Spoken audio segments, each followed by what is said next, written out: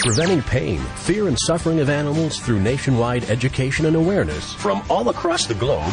This is Animal Radio. Oh, it's loaded down once again, I'll tell you. John Tartaglia from the Disney Channel joining us today. He's in that show that your granddaughter just loves, Johnny and the Sprites. Right, yes, we actually watched it. Yeah, she came to visit, and I just watched the program over and over. Well, he'll be on the show today. He's actually hooked up with the Humane Society of the United States. Also, our friend TV's Marc Morrone on Pocket Pets, the latest news on Michael Vick and the dogfighting case, and ghost cats. Ooh. Ghost cats. Do you believe in ghost cats? I don't see why not. I believe in ghost people, so I've never seen one, but... We'll find out more with Dusty Rainbow on the way. We'll find out if that's her real name, too. 1-866-405-8405. Hi, who's this? April. Hi, April. How you doing? I'm doing okay. Oh, you sound a little bit tired. Where are you calling from? I'm in Warnersville. Pennsylvania. Pennsylvania, listening on, I don't know, what side is that? I'm listening on WEU. Very good, okay. What's going on? Well, I just lost 3 kittens. Ooh. Because the mommy came down with milk fever. Milk fever? Yes, for the 3rd time. Okay, well, now, for listeners that don't know what that is, what is milk fever? It has something to do with the milk in the kitty cat, and the milk in them. Okay. It's actually depletion of calcium, that the mother doesn't produce enough calcium in her milk. Okay. Now, that's all I knew. It was something with the milk. Yeah. Okay. How old are your kittens? They are a little over 2 weeks old. Okay. They're being bottle fed. Okay. That's what I was going to suggest, to get them away from their mother and beef. I already did since I lost 3. Okay. What is going on with the mother right now? I'm giving her an antibiotic called amoxicillin. Okay. Have you taken... I got one problem with her besides that. She's got a major lump inside one of her titties. And probably mastitis. That's another infection with her producing her milk. Have you taken her to the vet? I don't have a vet, and I called the vet. They said they won't take her in an emergency unless I'm a client. Okay. Are the breasts currently engorged? Only one. Yeah, she's definitely got some problems going on, and this happened was before I gave her amoxicillin, and it went away. Yeah, there's actually other medicines that would be more appropriate that your vet could prescribe. Unfortunately, I know it's not always... This is from a vet. Right, okay. But this isn't for the condition. What she needs is a calcium supplement, and the condition can also be fatal. I don't know if you're seeing any signs of her. If she appeared disoriented, is she wobbling around? No. She's not walking stiffly or anything like that? Boy, you'd have to take her to the vets. He might want to dry her out, and you may have to bottle feed their kittens for a few more weeks. Get to a vet. It's important. I know sometimes it can be costly, but in this particular case, it can be fatal to the mother. I think the vet can probably also give you some hints and tips what to do with the children, and the right medicine. The right medicine. You got to have the right medicine. Well, last time I took her to a vet, they gave me amoxicillin. That would be for an infection. Yeah, this is a different thing. She may this is what she had then. This is something that's pretty rare in cats. Normally you see it in dogs, but once a cat does have it, it does usually occur again with every litter. So. And she had her first litter. Lost all but 1. And then she had a second litter, lost all 4.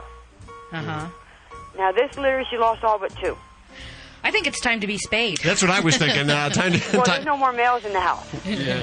But you know what? Rid of the males. Well, you know what else is spaying will reduce uterine cancers, too. It's not only population control. Yeah. And you can get it done real cheap these days. Yeah. I plan on doing that as soon as we have the money to do it. Okay. Yeah. Well, how about we give you some phone numbers? I'll give you one right now. Let me get my pen and paper. Okay? How old is she? She's 2. Okay, I'm going to give you a phone number here. These people will help you get them spayed if you don't have the funds. No, excuse me. She is 2. Okay. Okay. These people will help you. She's going on 3. Okay. These people will help you get her spayed, and if you don't have the funds, these people will help out with that. The phone number is 1-800. 800. 248. 248. 7729. 7729. And just tell them that you want to get your cat spayed and you're just kind of broke. I want to get 2 of them done. Yeah, tell them you need to get them done. Because that's going to, there's going to be all kinds of health issues down the road if you don't do that now. Because I have 2 mothers. The other mother, she's doing fine. Okay. How are the kittens doing? Her kittens are doing fine. Please get that mother checked out as soon as you can. That's what I did to the mother of the other kittens. Okay. She was ball fed. Okay, hold on one second. Okay. Yeah, you're shaking your head. I'm shaking my head. Too many litters, too many kittens. Come on, people out there. Johnny Tartaglia plays Johnny and the Sprites on the Disney Channel. And I just learned about him this week as your granddaughter came to visit. She's a big fan. Yeah, well, she was watching the Disney Channel the whole time. And she said, why don't you get Johnny on the show? And he happens to be doing something with the HSUS, the Humane Society of the United States. I believe he's on line 3. Yes, Hi, John. Hello, how you doing? Very well. Are we calling you at work? Yes, you are, but I'm at lunch, and it's fantastic. Very good. Uh-oh, we're interrupting his lunch. No. Gladly interrupting. Well, I got to tell you, Judy's granddaughter, a big fan. Yes. Oh, that's great. And, of course, you are a big animal lover, too. I am a huge animal lover, yes. You've joined on with the Humane Society of the United States to help promote a new program. That's absolutely right. It's the Proud to Adopt campaign. Tell us about it, will you? Well, it's a great program, and basically it's about... you can go to the Humane Society. You can go to www.humanesociety.org/adopt, and you can get a free Proud to Adopt care package there. Ooh. And which can get you going on your adoption. And basically, this program is all about how fantastic sheltered animals are to adopt, and to kind of clear up a lot of the misconceptions people have about them. A lot of people, for instance, think that that there's something wrong with sheltered animals, which there's not. People have that misconception because they think that there's something wrong with them or they're abused, but most of them are there because of something that happened with the people that have them before, like a divorce or people who have allergies, or sometimes people just, they adopt animals, they don't realize the work that goes into it, so they end up just taking it right back to the shelter. So it's pretty wonderful because it basically encourages people to adopt, and you can learn a lot more about it, and it kind of gives you all these helpful hints to get started, and it's a great program. I think one of the biggest misconceptions is that you can't find a specific breed at a shelter or at a obviously a breed rescue you can. Mm-hmm. Right. But a lot of people think, I have to go to a breeder to get a purebred. That's so wrong, isn't it? Oh, completely wrong. I mean, you never know what you're going to find.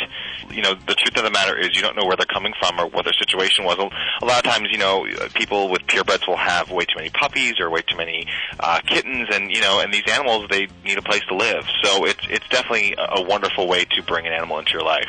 Yeah, and save a life.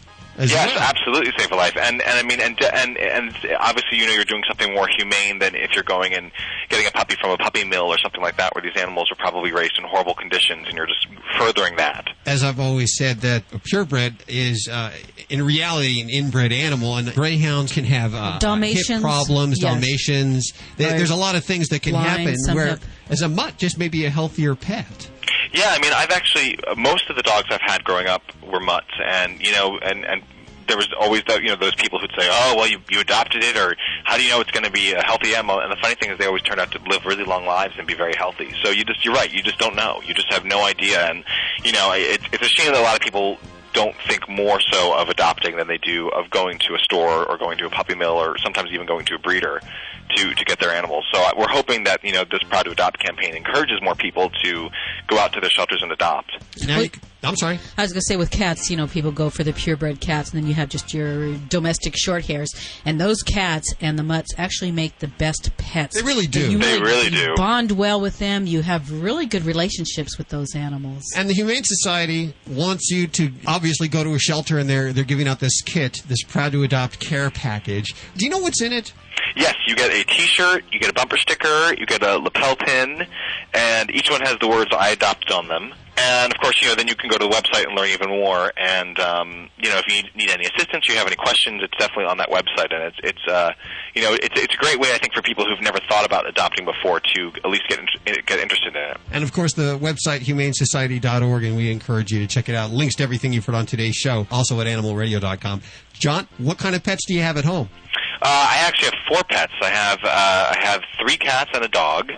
I have a Cocker Spaniel named Dora, and I have 2 gray tabby sister cats. Their names are Mia and Keisha, and then I have a 15-year-old cat, black and white, beautiful cat named Sebastian. It sounds pretty busy around the El Tartaglia house. Oh, yeah, and then on top of that, I have 2 fish tanks, too. So it's kind of like, Dr. Dolittle in my house. But it's never a dull moment, let's put it that way. Do they all get along? You know what? They pretty much do. I had the cats before I had the dog, and we were very careful introducing the dog into the cats so they had enough time to get to know each other, and we did everything that people had recommended. And for the most part, they get along. Every now and then, there's a little bit of a territory scramble, but everyone seems to respect each other. And we try to give them all equal love. And I think that the places that a lot of people I know who've had both dogs and cats, sometimes they favor the dog more than the cats, or vice versa. And I find that if you kind of give them all the same attention, they all start to feel part of the family. So far, so good. In this last few weeks, we've seen some distressing news from the dog fighting and Michael Vick, and I really honestly believe that it is how you teach your children to interact with animals. You can either teach them that they're a weapon, or you can teach them that they're part of the family. And they give you unconditional love. Johnny and the Sprites, do you try to encourage this kind of thinking on the show at all?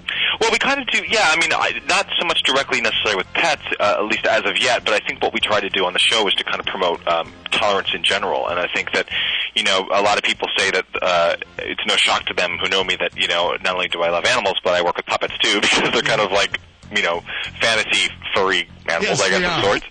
And, yeah, exactly. So, for me, I think that what we're trying to do is show my character's relationship with those sprites, those furry animals, basically, and showing that, it just takes a little bit of time, but when you can get to know a creature or a person, it makes it much more worth the while. Johnny Tartaglia joining us today. Thank you so much. I'm honored to be here. Thank you guys so much. This is Greg Biffle on Animal Radio, and remember to spay and neuter your pets. This is an Animal Radio News Update made possible by the Simple Solution Natural line of 100% biodegradable pet care products. Well, here it is. One of the men indicted with Michael Vick on federal dogfighting charges pleaded guilty Monday and has agreed to help prosecutors make their case. I'm Hal Abrams. Tony Taylor, a 34-year-old from Hampton, Virginia, has pleaded guilty to charges of conspiring to travel in interstate commerce in aid of unlawful activities and to sponsoring a dog in an animal fighting venture. Of course, Michael Vick and 2 other men pleaded not guilty last week in the case. Taylor outlined his involvement with the others in a dog fighting enterprise known as Bad News Kennels. He testified he scouted a property for Vick to buy in Smithfield, Virginia as a base for a venture, and he cited numerous examples in which the group bought, trained, and sponsored dogs in connection with fighting. In the meantime, Vick has had his football career put in limbo and in jeopardy. NFL Commissioner Roger Goodall told him not to attend training camp. Reebok has pulled his Atlanta Falcons jersey, and Nike has stopped sales of its Vick-branded products. Get the latest at animalradio.com. This has been an Animal Radio News Update brought to you by the Simple Solution Natural line of 100% biodegradable pet care products. Get more at animalradio.com. Earth-conscious consumers have an eco-friendly choice in pet care. The Simple Solution Natural line of 100% all-natural pet products. 100% biodegradable training pads. Biodegradable even by California standards. They'll biodegrade faster than an orange peel. Also, Simple Solution Natural Pet Stain and Odor Remover. A great alternative to harsh chemicals found in traditional household cleaners. Simple Solution Natural. Based on a way of life. Find Simple Solution at Petco, PetSmart, or your local pet retailer. Did you know that dogs can get worm infections just by eating grass, and that those same parasites can also infect humans? Protect your dog and your family by deworming your dog twice a year with Safeguard Canine Dewormer. For more information, visit www.safe-guard.com. That's SAFE-GUARD.com. Did you see the paper? They mentioned cloning animals for food. Seriously? I thought cloning was still pretty experimental. It is. Most of the animals die or are born with some sort of health defect. So why is the FDA going to approve it? I don't know. It's upsetting that the FDA seems to be ignoring scientific evidence that animals in cloning suffer. And the FDA says that it won't even label cloned foods. That's outrageous. Yeah, and we could be eating meat or drinking milk from cloned animals and not even know it. Is there anything we can do to stop this? You can. Contact the American Anti-Vivisection Society at www.endanimalcloning.org to learn more about the problems with animal cloning and to help keep cloned food off grocery store shelves. Cloning animals for food is not just about food safety. Animal suffering and other ethical issues have been ignored for too long and must be considered. To learn more, visit www.endanimalcloning.org. Just because we can clone animals for food doesn't mean we should. Every year, there are thousands of pets and animal shelters across the country just waiting for a loving home. I'm Bill Mark with a very simple message. If you're thinking of getting a pet, please adopt. To easily locate your closest place to adopt, call Pets 911 toll-free at 1-888-PETS-911. It's easy, it's free, and it gives a pet a second chance at life. This public service announcement has been made possible by Animal Radio, a proud partner of Pets911.com.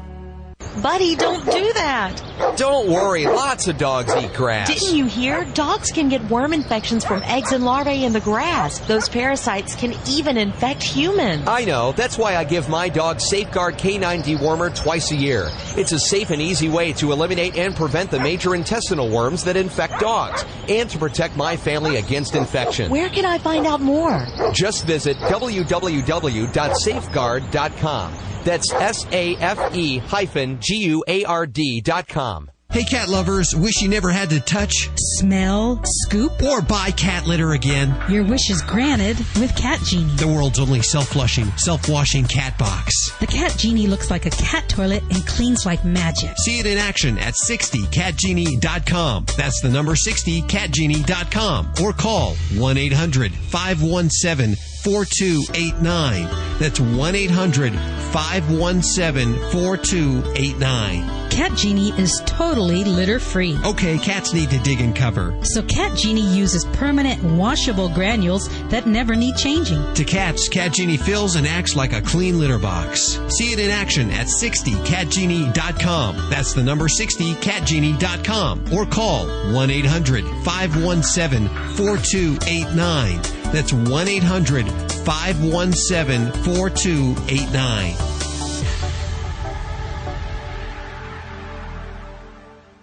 Hi, this is Wendy Malick on Animal Radio. And do not forget, spay and neuter. Preventing pain, fear, and suffering of animals through nationwide education and awareness from all across the globe. This is Animal Radio. Dusty! Hi, how are you? Very well. How are you doing? I'm fine and excited to be here. Thank you for inviting me. Well, you know, your last book, kind of a departure from what I know you as. But Ghost Cats, I want to tell listeners about it. Human Encounters with Feline Spirits. Yes.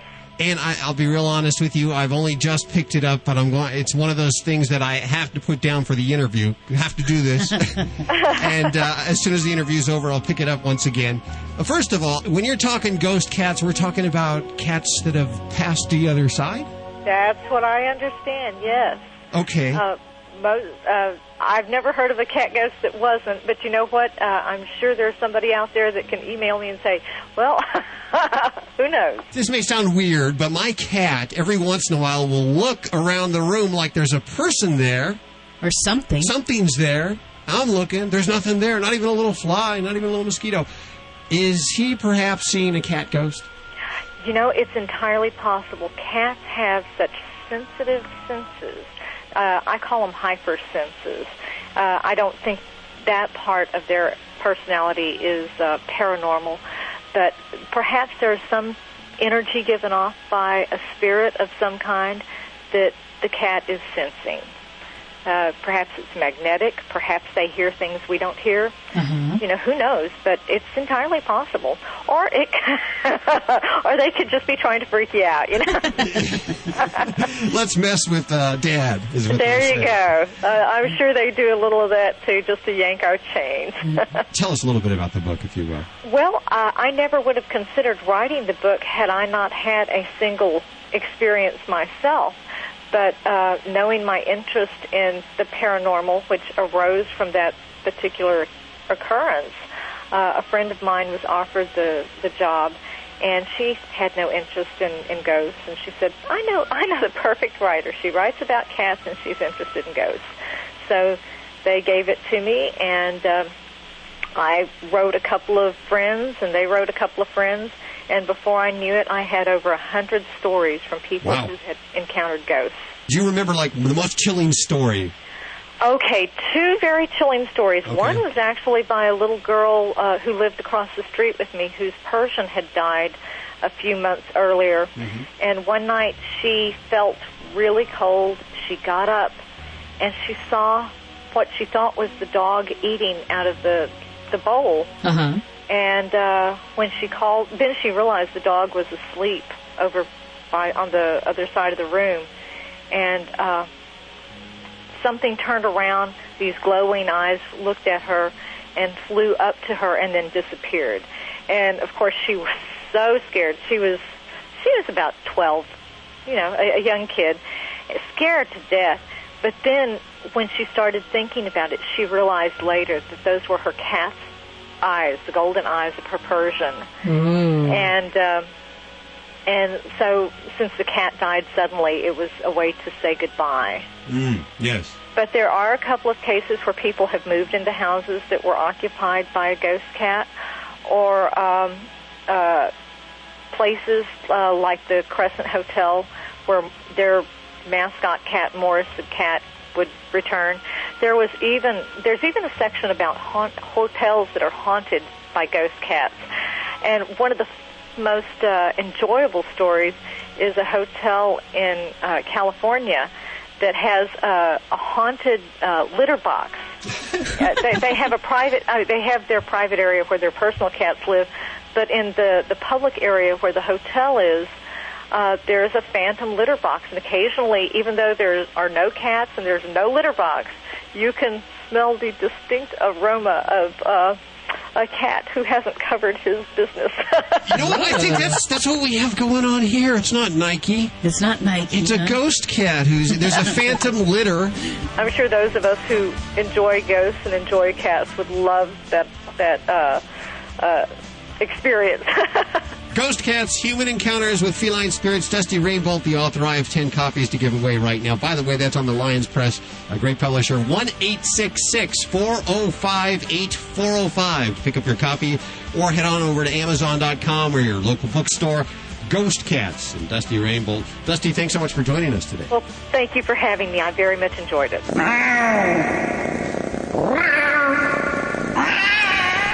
Coming up, TV's Marc Morrone, and he's talking pocket pets next right here on Animal Radio. Don't go anywhere. Dogs or cats, horse or emu, animals are people too. Lonesome George may be the world's most eligible bachelor.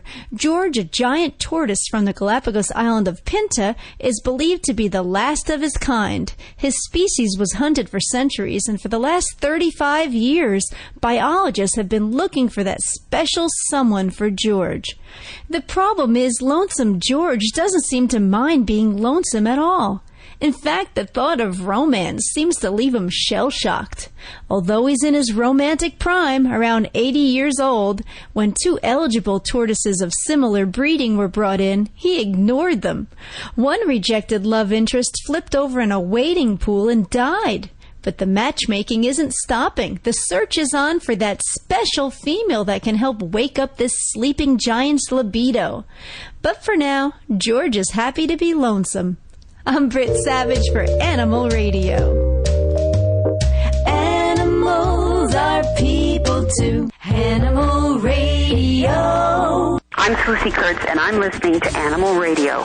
And you should really check out the Farm Sanctuary website, farmsanctuary.org. First taker. One take. Preventing pain, fear, and suffering of animals through nationwide education and awareness from all across the globe. This is Animal Radio.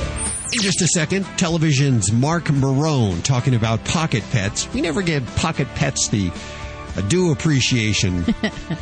We're always talking about cats and dogs. And, fish are great pets. Birds are great pets. And Mark's on the way, okay? 1-866-405-8405. We'd love to hear from you.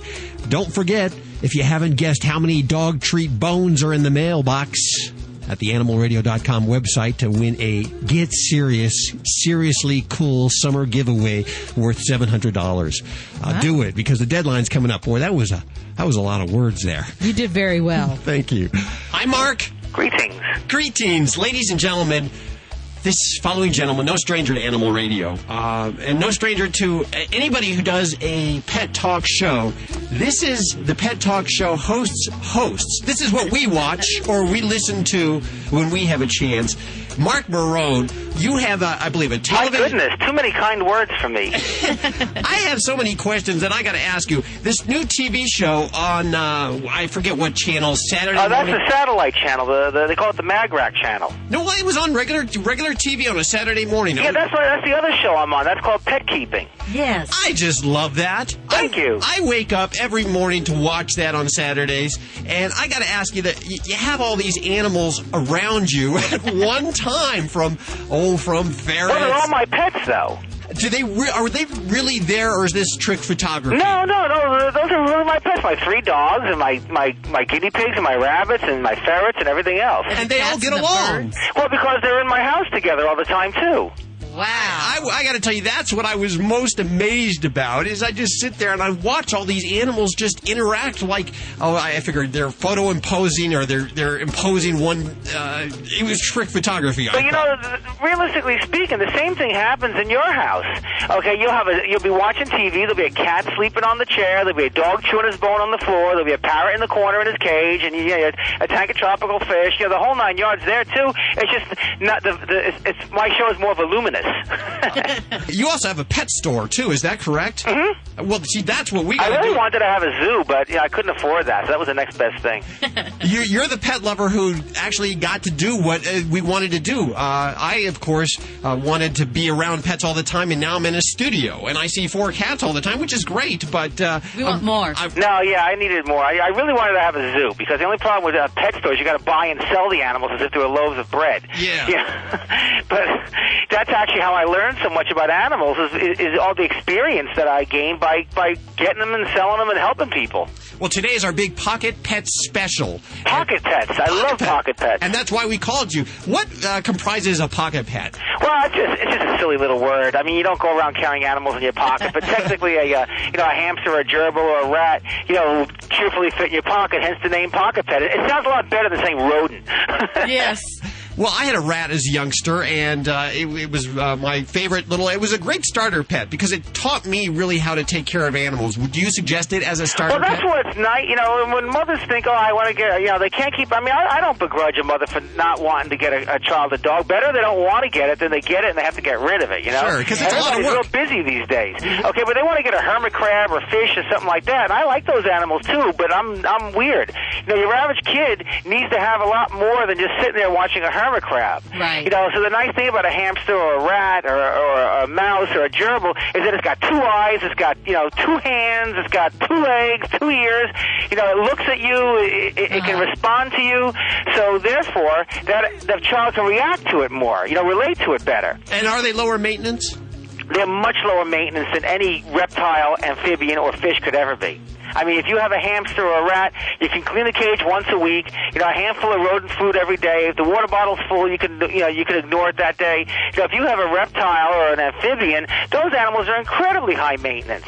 And the kids can't play with them like they can interact with them like they can with the Pocket Pets. I mean, all those neat, cool toys for hamsters, like those cars and things like that, that keeps the child's interest in it. Kids got so much to keep them busy today with all these computer things.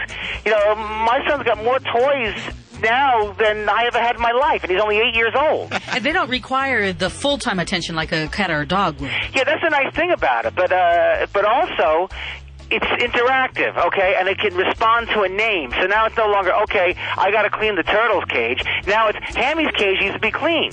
Now the animal, once the animal becomes an individual, then it's no longer an animal in a cage, but that becomes a pet now.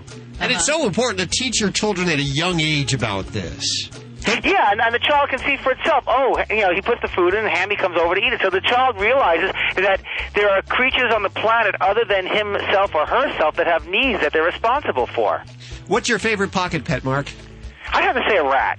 You do? And why is when that? I was a kid, we lived in an urban area, and there was an empty lot around the corner. A bunch of kids were there killing rats they were finding under boards. You know, and I after it was all over, I went there, and I found one little baby. He was a sewer rat, and I took him home, and I named him Rufus. And you know, I raised him with an eyedropper, and he was the best pet.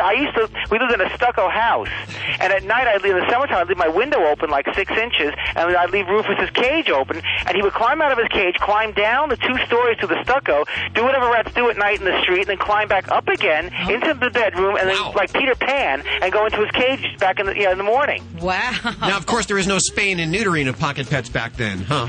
No.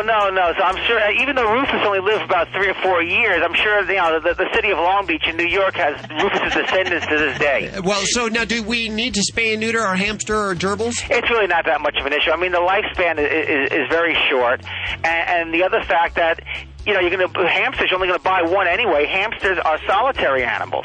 Are they? I thought most people got 2. I thought they liked the company of others. No, hamsters are solitary animals. You don't like 2 gerbils. Gerbils are actually monogamous. And you'll have a dominant breeding pair, plus their offspring from previous litters all help with to take care of the new offspring. But you don't have to have, let them get a male and a female. If you get 2 same-sex siblings, then they'll get along together just fine. So if you have 2 children and you want to have, 2 animals in one cage, then 2 gerbils will be fine. And 2 rats would be fine, too. But as a general rule, the Syrian hamsters, the ones that we call teddy bear hamsters, the golden hamsters, they prefer to be kept singly. I didn't know that. That's interesting. What about rabbits? Are they even considered rabbits pocket are very, pets? very, very high maintenance. Yes, that's what I've heard. Are they? Yeah, rabbits and guinea pigs are very, very high maintenance. So, I mean, in certain respects, a rabbit can be more maintenance than a small dog trained to use wee-wee pads. Okay. And they will use the house. They'll go around the house. Oh, that's the other thing. Rabbits really don't do well as cage pets. They can be, trained to at least stay in like a puppy playpen with a litter box and such. But they're it's not so much that they're more high maintenance than a dog would be, but they're more high maintenance than most people realize when they get the idea of having a rabbit. So once the honeymoon period is over, then those rabbits end up homeless, and there's lots of homeless bunnies. They sure are. Yes, we've seen them at the shelters. It's not the bunny's fault. If the people had chosen to get a hamster or a gerbil or a rat at the get-go, then, everyone would be happy. Yeah, and they have to be spayed and rabbits really should be spayed and neutered also. Like I said, rabbits are much more high-maintenance pet than any of the smaller animals would be. Do you have to take these small animals to the vet like you would a cat or a dog? Very rarely. The biggest problem that they have is sometimes a rodent will be born with a malocclusion of the jaw, where the upper and lower mandible don't align correctly. And if this happens, then the rodent's teeth don't grow properly, and they need to be trimmed every now and then. And a veterinarian needs to do that. Wow. Okay. Well, but apart from a couple of bacteria infections and respiratory infections, there's very little high maintenance. There's very little veterinary care. And veterinarians these days, if your rat or something does get a cold or does get a bacteria infection, they have a medication to fix it. It's not like you have to be embarrassed taking it to the veterinarian. How long do these animals live? That's the only problem. They don't live very long. The max would be 4 years. Although I've seen a couple of rats go 6 years, but you figure 3 to 4 years on all of them. So be prepared to have a talk with your child within the next 4 years. Yeah. I'm just preparing. I'm just trying to get it ahead of the game here. Okay, you have a great website, and I want to tell people about it. It's actually your own website, marcmorrone.com, which is spelled MARC. MORRONE. That's me. That's you. And tell us about the show. Where can we pick up the show? Well, if you go to petkeeping.com and you go to Station Guide, they'll show exactly what channel I'm on in your neck of the woods. I'm also on a cable channel. It's called it's a video on demand channel. They call that MagRack. Okay. Not every cable provider has it, but if you do have it, it's called MagRack, and it's on a video demand channel. And I'm on 24 hours a day on that. Oh, you gotta love that. Yeah. So if you do get the MagRack channel, and they call that the Pet Shop with Marc Morrone. You click onto it, and you'll see me there with all my friends, and I've done shows on Pocket Pets there, too. You're awesome. We hope to have you on very soon again. Hey, just call me. I'm here. You're listening to Animal Radio. You can learn more about today's guest at animalradio.com. Log on. Learn more. Hi, this is Dick Van Patten on Animal Radio. And be sure to spay your pets. Do you know what you're serving for dinner tonight? If the FDA has its way, the milk and meat you see at the grocery store could come from cloned animals. And you won't even know because it won't be labeled. Cloning animals for food involves more than just food safety. Animal suffering and other ethical issues must also be considered. The cloning process uses hundreds of animals to produce just one clone, causing death or severe health problems for most of the animals involved. Just because we can clone animals for food doesn't mean we should. Contact the American Anti-Vivisection Society to learn more about the problems with animal cloning at www.endanimalcloning.org. That's www.endanimalcloning.org. And have a voice in what you are serving for dinner tonight. Hey, cat lovers, wish you never had to touch, smell, scoop, or buy cat litter again? Your wish is granted with Cat Genie, the world's only self-flushing, self-washing cat box. The Cat Genie looks like a cat toilet and cleans like magic. See it in action at 60catgenie.com. That's the number 60catgenie.com. Or call 1-800-517-4289. That's 1-800-517-4289. Cat Genie is totally litter-free. Okay, cats need to dig and cover. So Cat Genie uses permanent washable granules that never need changing. To cats, Cat Genie fills and acts like a clean litter box. See it in action at 60catgenie.com. That's the number 60catgenie.com. Or call 1-800-517-4289. That's 1-800-517-4289.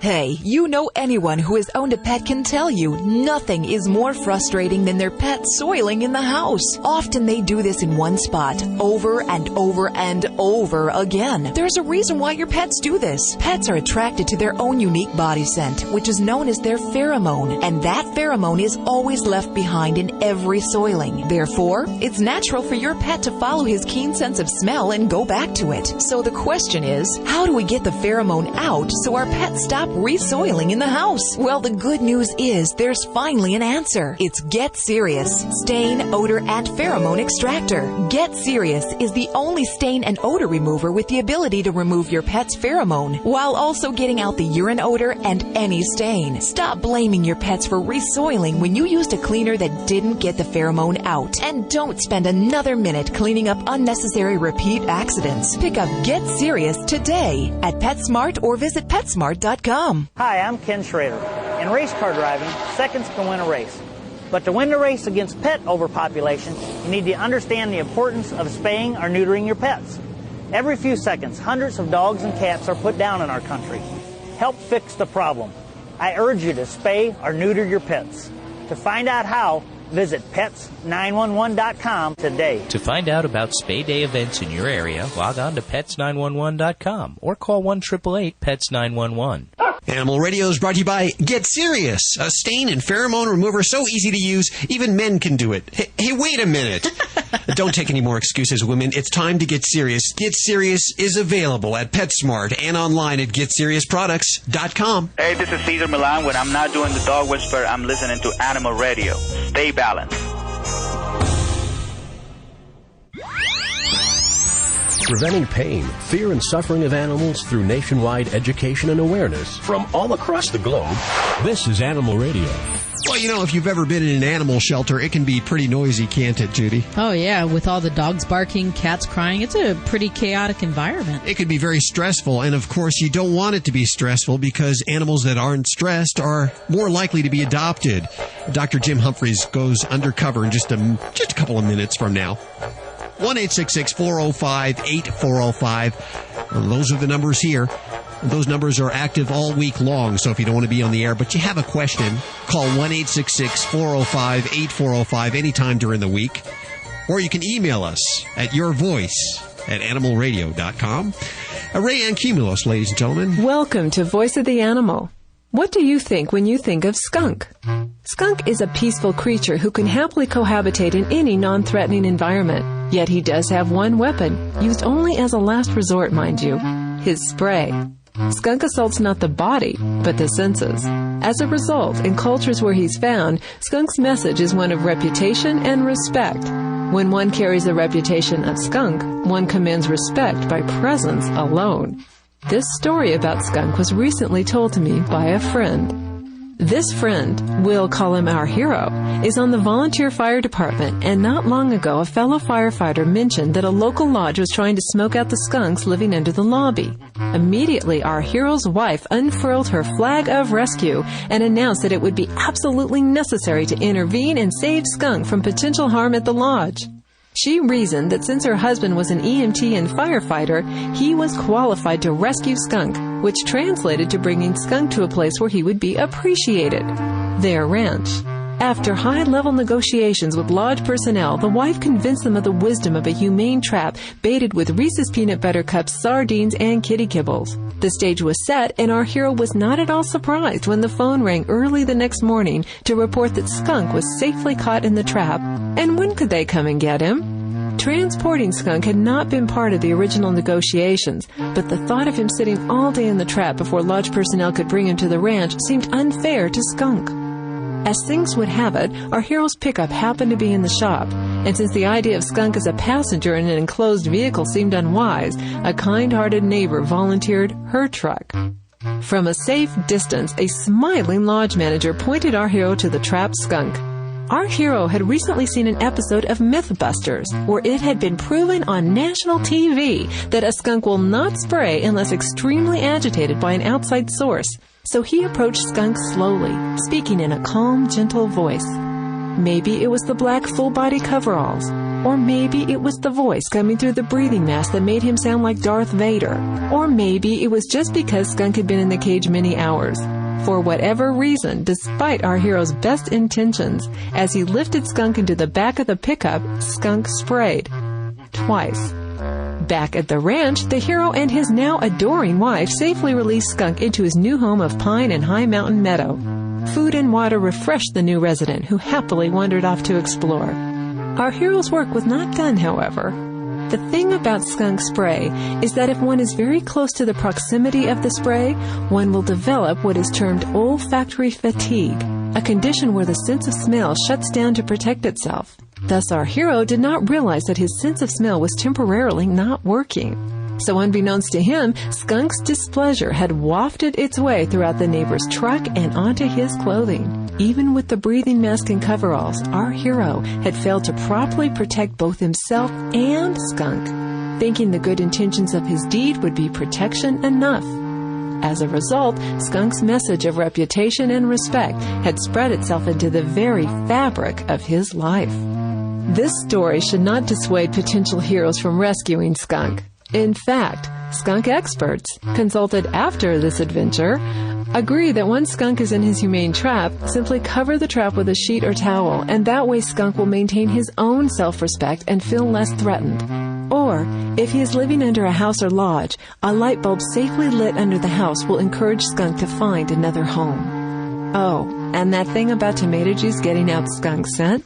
Not true. It takes time, bleach, and many cycles of the washing machine. For Voice of the Animal, this is Rayanne Cumulos. I'm Dr. Jim Humphreys reporting for Animal Radio. If your neighbor's barking dog drives you crazy, pity the employees of our nation's animal shelters, where the noise produced by howling, barking, yapping dogs often exceeds that produced by a jackhammer. And pity the poor dogs. While employees may wear hearing protection, dogs don't have that option. Excessive noise in shelters can physically stress dogs and lead to behavioral, psychological, physiological, and anatomical responses. Noise levels regularly exceed the measuring capacity of noise dosimeters. These levels were higher than produced by a jackhammer, 110 decibels. The Occupation Safety and Health Administration, OSHA, recommends anyone should wear hearing protection in a noise environment above 90 decibels. Extra amounts of human contact was very influential in reducing the stressful effects of shelter housing and the noise. Keeping dogs behaviorally healthy helps keep them physically healthy, and healthy, unstressed dogs have a tendency to be more calm and relaxed and, of course, are more adoptable. Excessive noise not only affects shelter animals and employees, but it affects the potential adopters also. Visitors are sometimes driven off by the excess noise in a shelter, and that's not a good thing. But for now, as shelters try to engineer for the noise, try to bear it a little and take home one of those wonderful new family members. Also, you might suggest to your local animal shelter that they try the Canine Lullabies CD.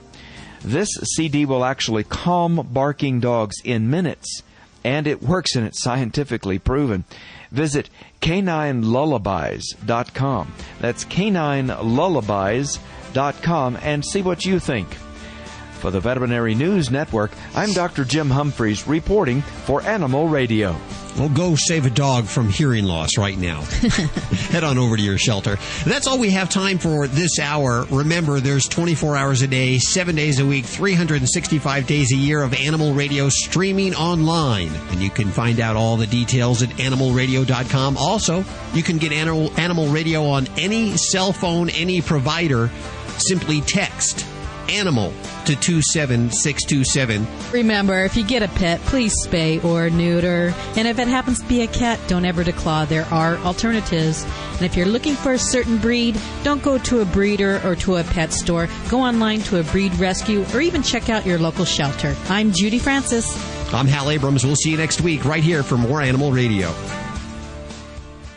Hey gang, it's Hal from Animal Radio. This hour of Animal Radio is a replay of a show that we thought was pretty awesome. We hope you think so too.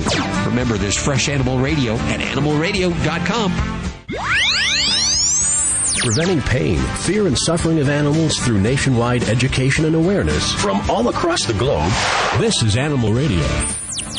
Hey, you lucky devil. Time for more Animal Radio on Animal Radio Network. You came back. You're listening again. They're here every week, aren't they? Well, your radio must be broken or you'll like it. I don't know what the deal. We have an incredible show for you today. We have a very, very special big guest. You always get the big guest. What? I can't say? No, don't say his name. Don't say his name. Why not? Because he's that big. He's a very special guest. And you know what? Let's play a little game with the listeners out there. You are such a game player. I know. Well, Typical woman. Let them guess who our guest is. You let who guess? Me? No, the listeners. Let someone call in and try to guess, and they can win a prize for their pet. Well, what kind of prize? If it's a dog, we'll give them a dog prize. If it's a cat, we'll give them a cat prize. I don't think a dog or a cat's going to call in. They don't have the opposable thumbs to dial. They're guardian. Oh, okay. Okay, we need to give a hint. You don't want them just to guess. You already said he, so we know it's a guy. Okay, so we know it's a he. Okay, I blew that. But give him a little bit of hint, or we'll be here all day. 1-866-405-8405. Okay, what's the hint? The hint is he resigned after hosting the Miss USA and Miss Universe pageants because the producers refused to remove fur coats from the prize packages. Oh, that is so simple. That is so simple. Okay. I don't think so. Let's see what our callers... first caller will get it. 1-866-405-8405. Who's the special guest on Animal Radio today? Hi, who's this? Hi, it's Sonia. Hi, Sonia. How you doing? Hi, Sonia. Thanks. How are you? Good. You sound like you have an English accent. I do indeed. Where are you calling from? Charlottesville, Virginia. Oh, that's a typical Virginian accent. For those of you that haven't been to Charlottesville. Yes, that's typical. Everybody speaks like that in Charlottesville. I do indeed. So, who do you think our guest is? I'm going to say John Tesh. Oh, John Tesh, the musician host. See, I told you it wasn't that easy. Oh. No. Although I believe he is a big animal advocate and doesn't like furs. Well, he's not our guest today. Maybe some other time. We'll try. Yeah. Okay. Thank you very much for calling there. Can we give her a little consolation prize or something? Thank you. Okay, we'll give you a little pet prize. How about a big sloppy kiss? No, we'll give you something. Do you have any animals? I have a dog. Okay, we'll give you a dog toy or something like that, okay? Well, thank you very much. Thank you. Hold on a second so we can get your address and such. All right. There you go. John Tesh, good guess, but unfortunately not right. Of course, you said it was a big guest, and John Tesh is no longer big, so, I mean, he's very tall, 6 feet or something like that. So we still need someone to call in and guess. Big guest coming on the show, 1-866-405-8405. Hi, who's this? Sarah. Hi, Sarah. How you doing? Good. Where are you calling from? Richmond. As in Virginia? Yeah. Wow. Big Virginia day today. Everybody's listening in Virginia today. Do you have a guess about our guest? No, I have a question about my cat. About your cat? Okay. My pet follows me in the bathroom when I'm brushing my teeth and just stares at me. When you're brushing your teeth, the cat's staring at you, huh? And then sometimes I notice my toothbrush is moved, or like he's nibbling on the bristles of my toothbrush. Is that normal? We've got one of those here that actually takes the toothbrush and runs around the house with it. Well, do you mind sharing your toothbrush with the cat? Maybe a little. I mean, so could it be that he wants me to brush his teeth?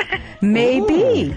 Maybe he's trying to brush his teeth on his own. That's not a bad idea. Can you brush kitty's teeth, Judy? You can, but I would recommend getting a kitty toothbrush.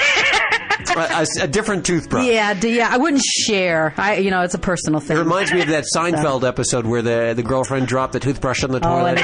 Yeah. I don't know why it does. Well, I understand you can't use toothpaste though. No, you don't want to use human toothpaste. Oh, okay. Because human toothpaste it has detergents and stuff like that, and what it does is actually foams up, and it could cause stomach irritation because when we brush our teeth, we spit it out, and we all know that cats can't spit. They can't? No, thank God. We've got too many cats around here. Don't teach them how to spit.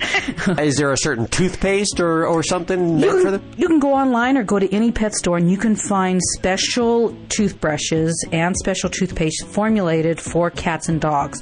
They also have these great little toothbrushes they're like rubber, and you actually put them over your finger. It's a finger brush that you can get in and around their gums and stuff. And another thing to help their teeth is to get a dry food, which is an oral care type of food, and that'll help remove some of the plaque in between That brushings. sounds a lot easier than jamming a toothbrush in your kitty's mouth. For most, but I think her kitty's ready. In this particular case, you can get your kitty its own toothbrush. Yes. And practice a little bit. Okay. There you go. Calling from Richmond, we appreciate it. Why don't you have that accent, that Virginia accent? Yeah. 1-866-405-8405. Thanks for calling today. Thank you. Bye. This is Animal Radio Network. 1-866-405-8405. Listen, I don't have time for guessing games the whole show. Okay, I'm practically going to give it away. Why with can't this we just hint. tell the listeners who? Okay, he's been the host of Price is Right since 1972. Okay, that's a dead giveaway. That's a dead giveaway. Dead giveaway there. Okay, the phones are ringing up. 1-866-405-8405. Hi, who's this? Erica from Sherman Oaks. Hi, Erica. How you doing? Good. Hi, Erica.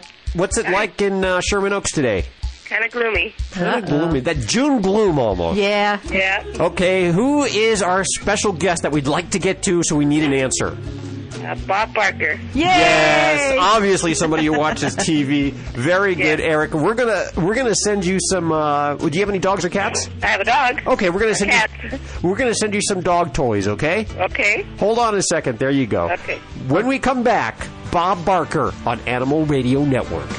Did you know that dogs can get worm infections just from eating grass, and that those same parasites can also infect humans? Ew, gross. Thank goodness there's a safe and easy way to eliminate and prevent the major worms that infect dogs. Safeguard K9 Dewormer. Just sprinkle it on your dog's food twice a year. And that's it? Yep. For more information, visit www.safe-guard.com. That's SAFE-GUARD.com. It's the best way I know to protect my dog and my family against intestinal worm infections. Animal Radio is brought to you by the American Anti-Vivisection Society. Stop the FDA from allowing milk and meat from cloned animals to be sold in grocery stores. Contact the American Anti-Vivisection Society for information at www.endanimalcloning.org. Hi, it's Lisa Laporta from HGTV's Design to Sell for Animal Radio.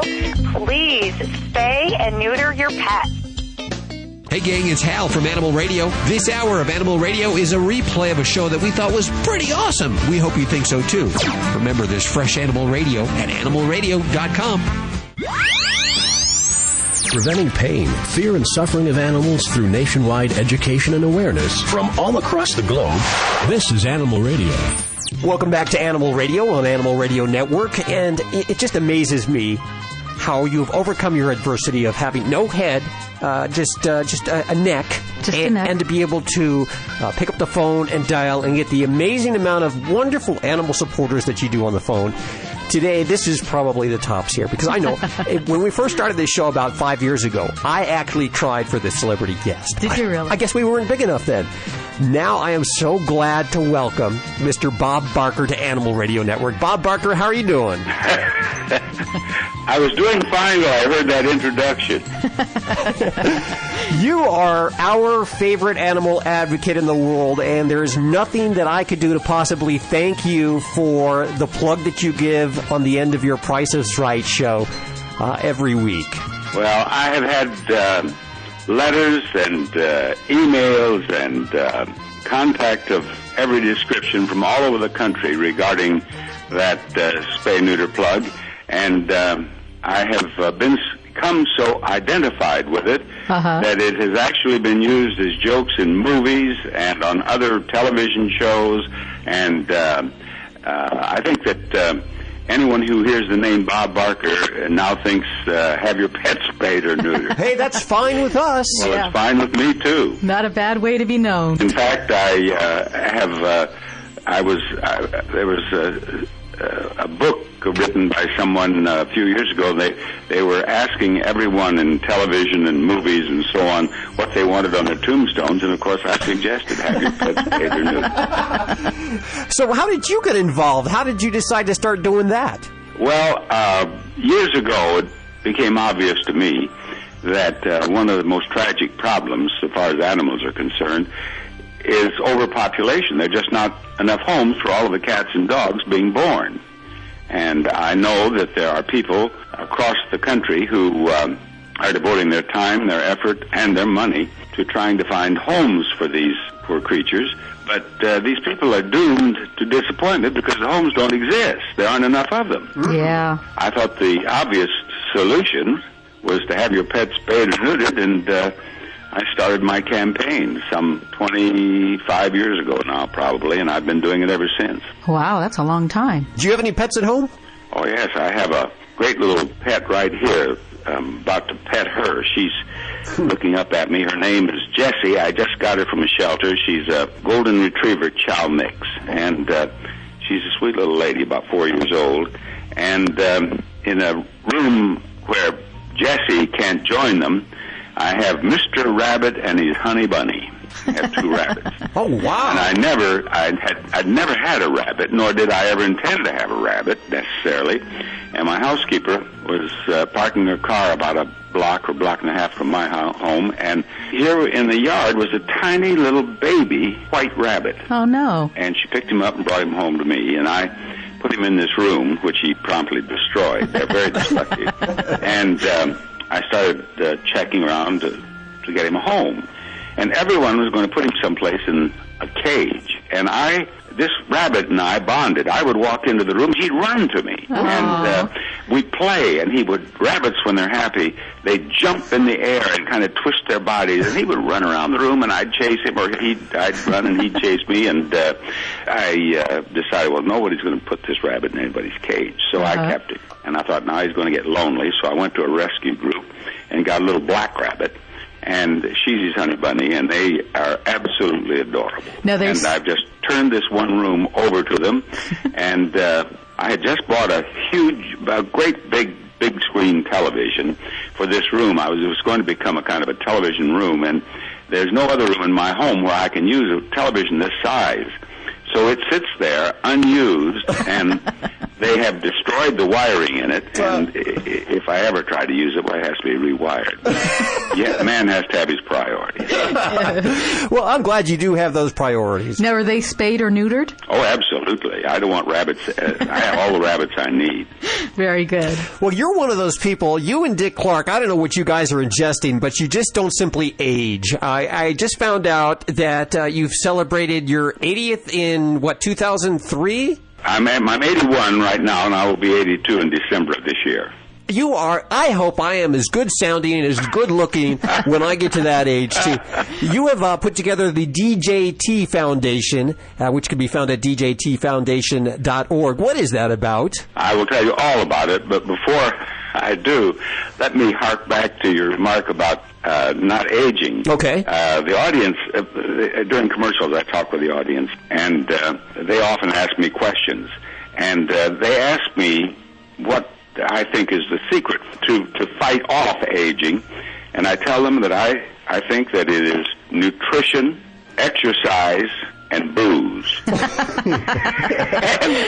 I get rousing applause for that. Not from people who are going to exercise or be concerned about nutrition, but it's just that there are drunks there who are happy about the idea. Well, I have a feeling that it also may have something to do with the animals, because they're supposed to reduce your stress level and make you feel younger all around anyway. Well, I think they do. There's no doubt in my mind but what they do. I think that people who do not have pets of one sort or another, I don't mean necessarily dogs or cats, they can have goats, burros, whatever, but someone to show affection for beyond their wives, their children, and so on, I think they're missing a lot in life, and particularly, as I do, people who live alone. I think that without some animals around us, that we're missing an awful lot of life. When did you discover that? Before I can remember. I can't remember not having animals around me, but I know that some people don't have animals until they're older. Until they're at least adults. But I did. I was fortunate. I had animals all my life and intend to have them as long as I live. Is there a particular animal that rings a bell, that has a certain story? Maybe it was the first animal that you really connected with? No, not one that I first... Well, I can remember one puppy that I got before I ever started school. A neighbor had a litter of puppies. That was before I was doing my television plug, of course. Mm-hmm. And my mother said I could have one of them, and I went and looked at them, and one of them was blind in one eye. Somebody had thrown a rock and hit this poor puppy in the eye. So I chose that one. I remember that. And I have such sympathy all my life for any animal that's lost an eye, because this little puppy made such an impression on me. Aww, that's so sweet. Another story, more recently, I was going over to see a friend who lives out in Riverside, and as I was driving along, I saw what I thought was a dead a body that was dead in the street, and I went on to her home, and when I got there, I told her about it, and I said, I think we ought to go back and check. I said, I'm sure that dog is dead, but I want to just see it. Uh-huh. And so we went back, and the dog was dead. Oh. But in some bushes nearby, I heard another dog growling. And I realized that this dog was the friend of the dog that had been killed and was there protecting the body. Oh. And I tried to get him to get in the car, and he wouldn't get in the car. Oh, he didn't want to leave the body, did he? And he didn't want to leave the body. So I picked up the body and put it in the car. And he followed. And he jumped right in the car. Wow. And I took him home, and he was with me for years and years. In fact, I use a picture to this day. I named him Federico. I live in an old Spanish house, and I used to give all my animals Spanish names. His name was Federico, and CBS one year wanted to do something for me, and they had a national spay-neuter drive, and we used that. I don't know, you may have seen the picture of me with this dog, Federico. Oh. He was just a wonderful animal. So what's the DJT Foundation all about? Now back to that. Yes. My wife's name was Dorothy Jo, DJ, and my mother's name was Matilda. Everybody called her Tilly. So in their memory, both of them loved animals.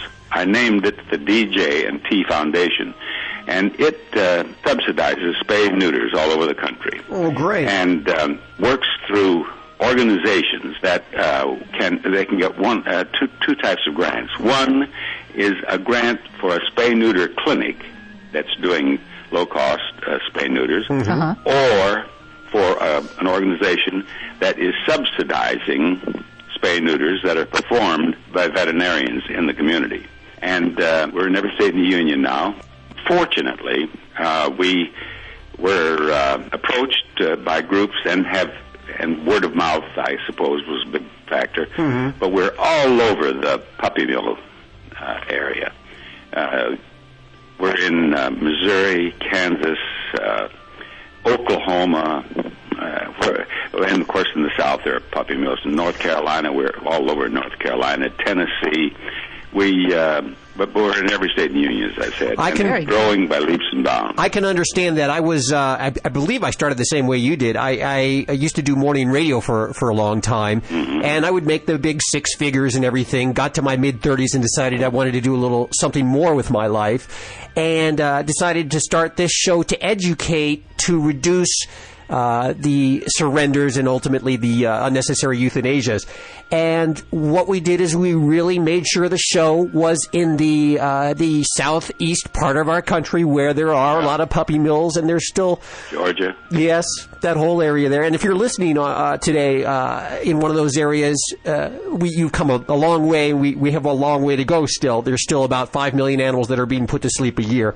One other question. You put together, or you've made a donation to a law school. Is that correct? Yes, several of them. What is that about? Well, Fremantle Media, which owns The Price is Right, said that they wanted to do something particularly nice for me. And they asked me what I'd like. And I said, nothing would make me happier than to have a Bob Barker Endowment Fund for the study of animal rights law at Harvard. Wow. And they said, well, Harvard is Harvard. Let's see what we can do. So they called, and Harvard was enthusiastic about the idea. Great. So one of their executives and I went back there, and we made the presentation of the endowment fund, and Harvard publicized it all over the country, in various parts of the world, as a matter of fact. There was such a positive reaction from the animal rights community and from the legal community that I thought, Barker, this is a way to go. As I said, the first one was established by Fremantle Media, but I established then, I thought I would do it geographically. I established one at Stanford in Northern California, what I did, I talked with a couple of attorneys and made a list of what were considered top-notch law schools in the United States. And I approached them one at a time. And so now I have an endowment fund at Stanford in Northern California, UCLA in Southern California. Of course, there is the one at Harvard, so then I moved down to Columbia University in New York, down in the south to Duke, and I have established one at Northwestern in the Midwest, and I will be establishing more as time goes on. You're a great man. That's fantastic. Well, thank you. I hardly am a great man, but it's a pretty good idea. The fur flap in 1987. I admire you so much for this. Fur flap, yeah. It was the Miss USA pageant, and what was the deal there? I had been doing the Miss USA and the Miss Universe pageants for years. As I became aware of the cruelty to animals in the production of fur, I tried to get them to stop giving away fur coats as prizes. And in 1987, they agreed they would. The next year, in 88. So I went to Albuquerque, New Mexico to do the Miss USA pageant, knowing that we would give away a fur coat as a prize. But when I got there, I was appalled to learn that they were going to have the swimsuit contestants make their entrances wearing fur coats over their swimsuits and then slip out of the furs and model for the judges. Oh, wow. So I went to the director of the pageant, and I said, I can't be on that stage surrounded by these women in fur coats. I said, I have gone all over the United States speaking out against fur. And they understood my position, but they had contracts, and they had thousands and thousands of dollars worth of fur there. There were going to be 12 of them make their entrances that way.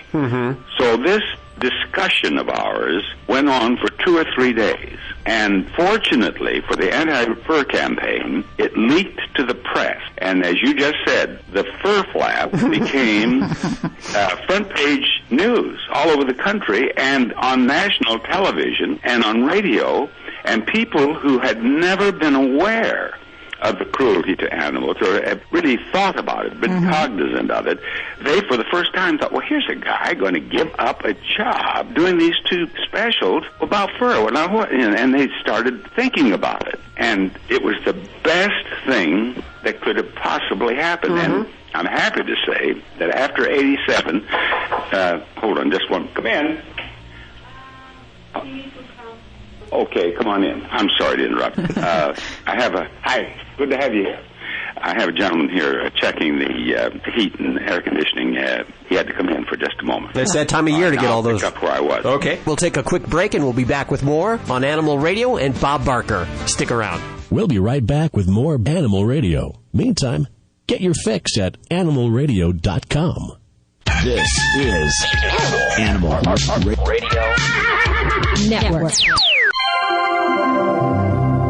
Underwriting comes from the American Anti-Vivisection Society. Learn more by calling 1-800-SAY-AAVS. Hey gang, it's Hal from Animal Radio. This hour of Animal Radio is a replay of a show that we thought was pretty awesome. We hope you think so too. Remember, there's fresh Animal Radio at animalradio.com. Preventing pain, fear, and suffering of animals through nationwide education and awareness from all across the globe. This is Animal Radio. You're listening to Animal Radio on Animal Radio Network, and our special guest is Bob Barker. We were, before the break, we were talking about the big fur flap.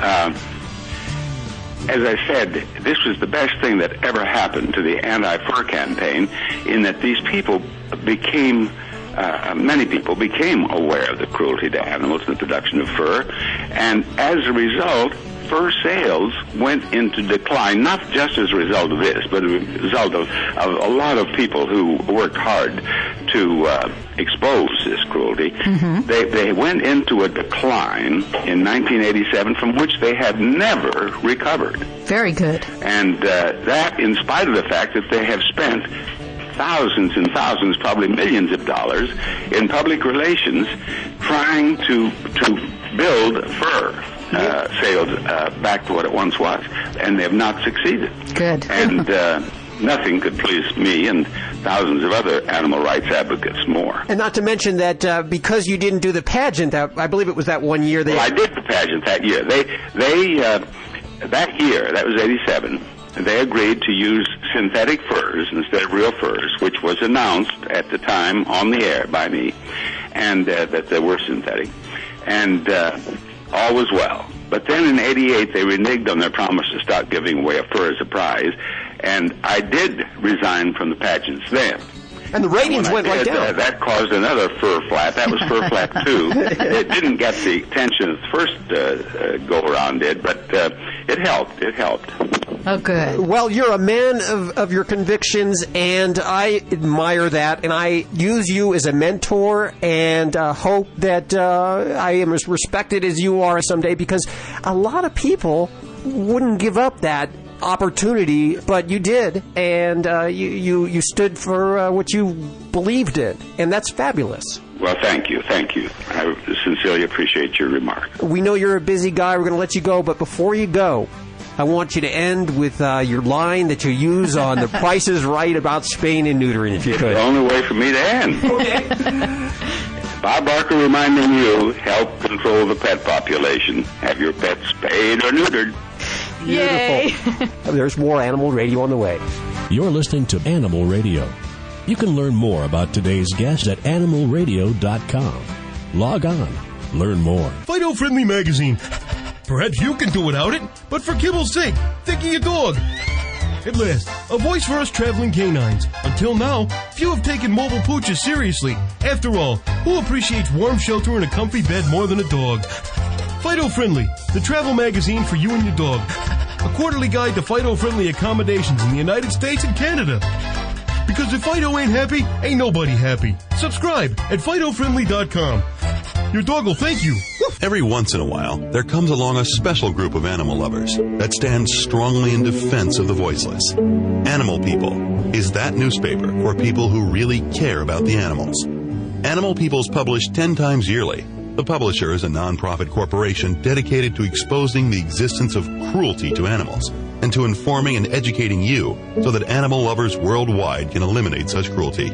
Your subscription is $24 a year and is 100% tax deductible. Get Animal People's fair and accurate investigative reporting from the industry watchdog. Visit our website at www.animalpeoplenews.org. That's www.animalpeoplenews.org to subscribe to the news for people who care about animals. Animal People. Subscribe today at www.animalpeoplenews.org.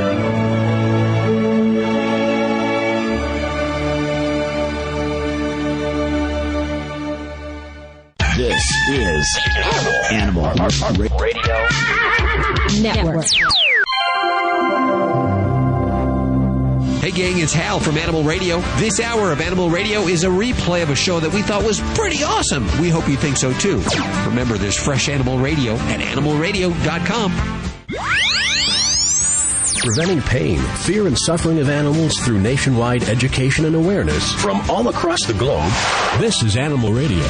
One of the best sellers right now on Amazon.com, and I imagine just about everywhere, is a book called Dog World and the Humans Who Live There. And it's kind of an intriguing book. It's definitely an intriguing book. We have the author, Alfred Gingold, on the line with us. Hi, Alfred. How you doing? Fine. Nice to be here. We're calling you in New York City or something like that? New York City, that's right. Brooklyn. You got a problem with that? No, I don't have a problem with that.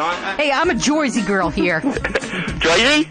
Yeah, I'm Jersey. Well, that's good. It's good. You got the right sound. Glad to know I'm talking with people that know what's what. So what's the deal? You found yourself succumbing to this undeniably endearing behavior of your family Norfolk Terrier. Now, who said it was aberrant? Only somebody who doesn't know from terriers would say that it was aberrant. He's just simply a dog with his own mind. What little there is of it, but it's distinctly his own. You realize there's a whole world out there, kind of a whole society of just weird dog people, huh? Well, yes, that was sort of the big discovery that prompted me to write this book. After we got our dog, we were chatting with one of our neighbors on the street, and he established a strong bond with our dog George because he always has a pocket full of cookies. And he looked up at us when he was playing with George, and he said, "If you folks just moved to the neighborhood?" And I said, "Well, no, actually, we've lived here for 13 years. George is new." He'd never noticed us before. And, of course, I realized once we got the dog that there were people that I was noticing that I'd never noticed before. Mostly I noticed them because they were with dogs. Well, it's sort of like getting a car. You never notice a certain make of car until you buy one yourself, and then you see them everywhere they are.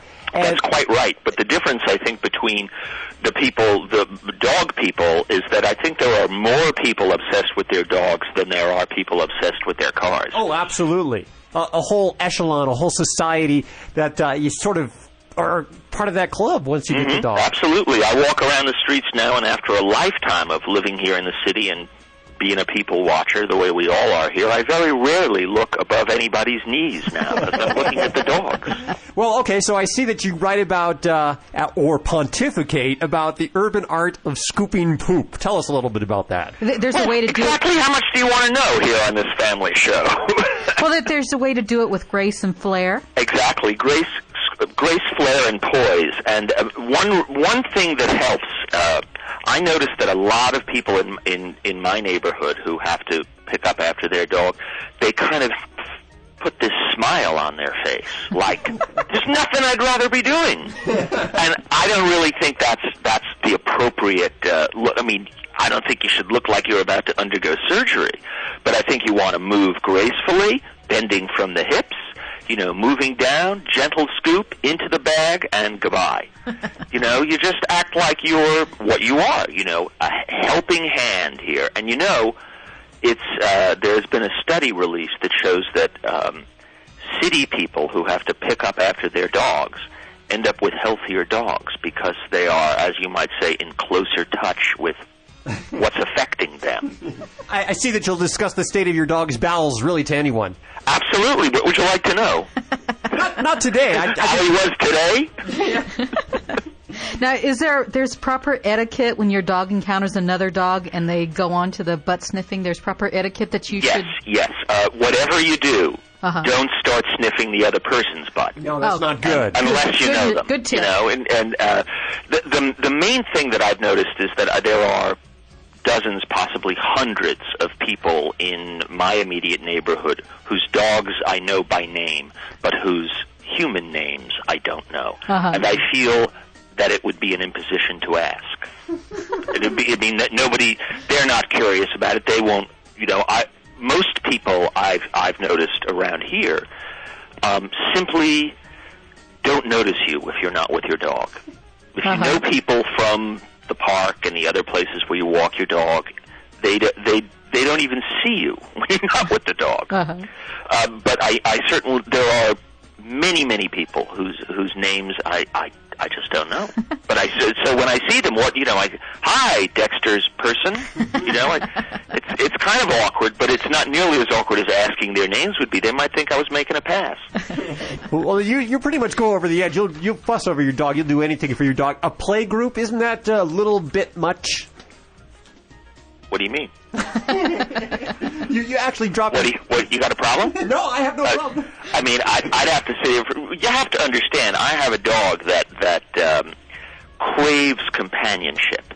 And although my companionship and my son's companionship and wife's companionship are usually enough, there are times when it's just not so. Now, I work at home, and George is here. By 2 or 3 o'clock in the afternoon, it becomes clear to him that a writer's life is boring. We don't go anywhere, and working at home is it has certain virtues, but it requires certain discipline and commitment, which is very difficult to maintain when your dog is coming over and kind of jumping into your lap and standing at the door, sort of motioning like, "Let's go, come on." So, because I want him to have quality time and a full repertoire of acquaintance in the area, I send him to a play group. You got a problem with that? No, I guess not. Not anymore, really. Oh, boy. Put him. I want you to bring out of the closet your little item that you found on eBay. Oh, what's this? I want to know more about that. What's this about? This is a family show. There's been a recent study has shown that people spend more on their pets than they do on candy and shoes.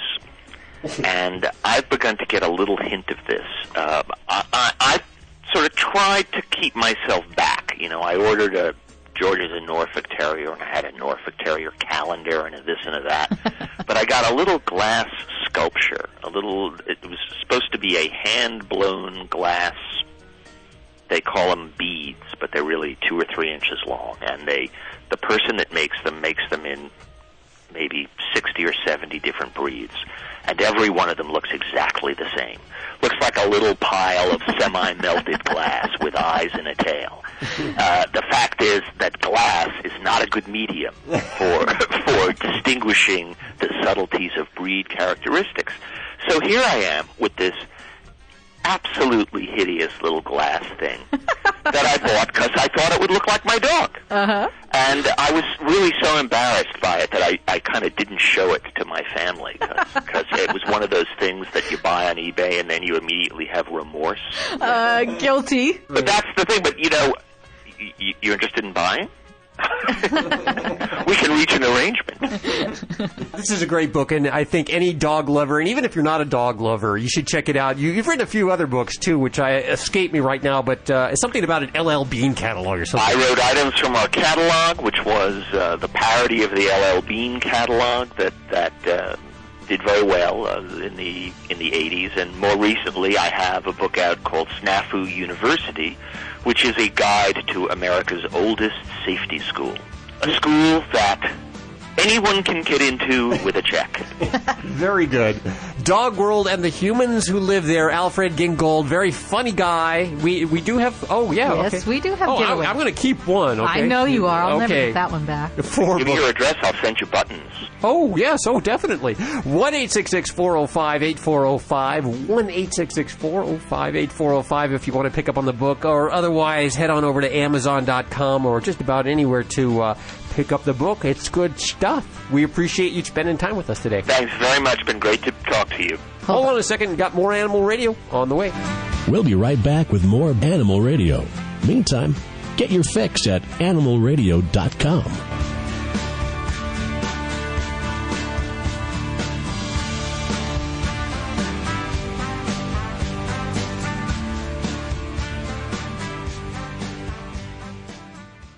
Hey gang, it's Hal from Animal Radio. This hour of Animal Radio is a replay of a show that we thought was pretty awesome. We hope you think so too. Remember, there's fresh Animal Radio at animalradio.com. Preventing pain, fear, and suffering of animals through nationwide education and awareness from all across the globe. This is Animal Radio. You're afraid of spiders, aren't you? Yes. I know whenever there's a spider in the studio or around the studio, you always ask me to come on over and remove it. Fortunately, you don't kill them. No. I have to admit I used to years ago, but then I realized that was really cruel, and they didn't do anything to me, but they just give me the creeps. Spiders are our friends, and they actually are very good for getting rid of the bugs that you really want to get rid of, like fleas and ticks and stuff like that. But what about spider bites? Well, if you don't bite them, they won't bite you. Okay. And fortunately, Rayanne Cumulos, Voice of the Animals, joins us today with a little spider talk. Welcome to Voice of the Animal. Silently, she wove the words of wisdom. Some pig. Amazing. Words of such power, they would save the life of a pig named Wilbur. E.B. White was calling upon the rich history of spider when he wrote the beloved classic Charlotte's Web, as Charlotte reflects the honored role of spider in traditional myth and story. It is spider who wove the first alphabet. Within her web of angles and geometric patterns lies the gift of recorded language, the magic of writing. In Native American thought, Spider-Woman is believed to be the grandmother of all life. Spider-Woman spun 2 lines, one to form the east and west, the other north and south. With these 2 intersecting lines, Spider-Woman forms the directions and creates order out of chaos. Spiderwebs are the inspiration for dream catchers, those woven webs of yarn, silver, and feather found in cultures all over the world. Hang a dream catcher by your bed and good dreams will come to you, while bad dreams are trapped in the web where they perish in the light of dawn. Spider's thread connects the world of humans to the world of the gods and spirits. The Ashanti consider the spider a symbol of wisdom, thus their name for God, Anasi Kokroko, means the great spider, or the wise one, and West African folktales are considered a gift from God to the spider. In ancient Greece, the destiny of both human and God was in the hands of 3 goddesses, the Fates, one to spin, one to measure, and one to cut the threads of life. The 3 Norns of Norse myth do the same, weaving the web of fate for the young hero of the prose Edda, Helgi, at his birth, making the golden threads fast in the hall of the moon. In more recent myth, Samwise Gamgee battled the great spider Shelob to save Frodo, and wove his destiny into that of a ring bearer, if even for just a short time, while Spider-Man spins veils of protection for those he loves. The Greek goddess Athena represents both wisdom and weaving. There was once a young girl named Arachne who was so gifted and proud of her own weaving that she challenged Athena to a contest. Arachne's tapestry was done perfectly and she was quite proud. But hubris was the #1 no-no in ancient Greek thought, and Athena was so angry at Arachne's pride that she beat the girl with her loom, then took pity on her and changed her into a spider. Arachne is still with us today in the word for spider, arachnid. A popular website, The Voice of the Shuttle, takes its name from Sophocles' play about the myth of Polymela, a young woman who was savagely violated, her tongue cut out to prevent her from ever sharing the horrific events. Desperate to tell her story, Polymela used the one thing she had, her loom, to weave the scenes of violence into a tapestry which is later displayed in a terrible revenge taken on her attacker.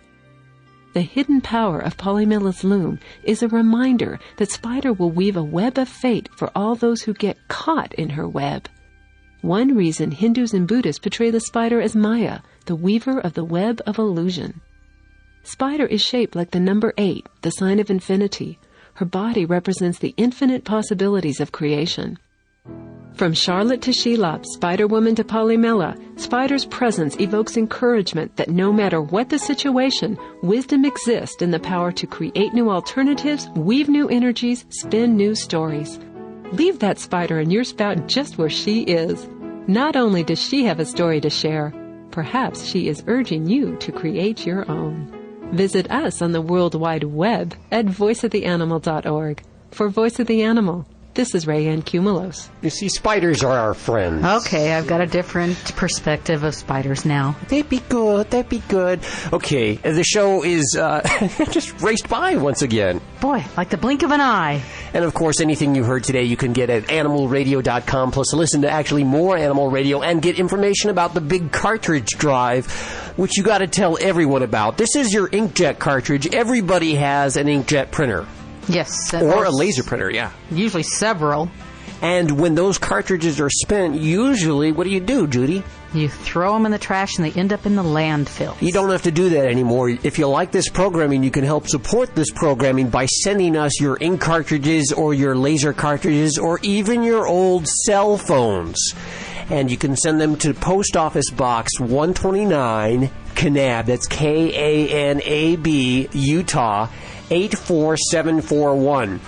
And when you do that, we actually give them to a company who gives us money for that so that we can afford programming, to this programming that you hear today. Now, we get about $2 per cartridge, sometimes up to about $12 per cartridge. If you don't remember the address, you can head on over to animalradio.com, get the address there, and send us those cartridges. Hold on to them until you get a bunch of them, and then send them on in to us. Now, if you send us 6, for every 6 that you send us, we'll send you something. Wow. Yeah, isn't that pretty good? We'll send you either a dog toy for your dog, a cat toy for your cat, or something for you. We have human toys, too. No iguana toys yet, but we're working on that, okay? So send us your inkjet cartridges, your laser toner cartridges, your cell phone? Your cell phones, if you're upgrading to one of those new 3G with the pictures and all of that. We want your old cell phones, okay? Also, next week we are coming to you live from California. The Pet Friendly America Tour continues. Yeah, we can't tell you where because, frankly, we don't know where yet. We have some ideas, but we'll be live from California. We want to thank Bob Barker for joining us today. Great show. Great interview. He's an awesome guy, and, of course, what he says. In fact, you know what? I think I have the drop around here of what he says. Oh, play it again. Well, we can end this Maybe show. I don't.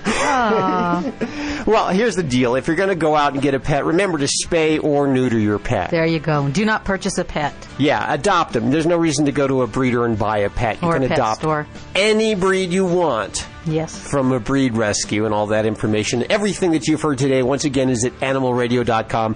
Have a great week. We'll see you next weekend right here on Animal Radio. Bye-bye.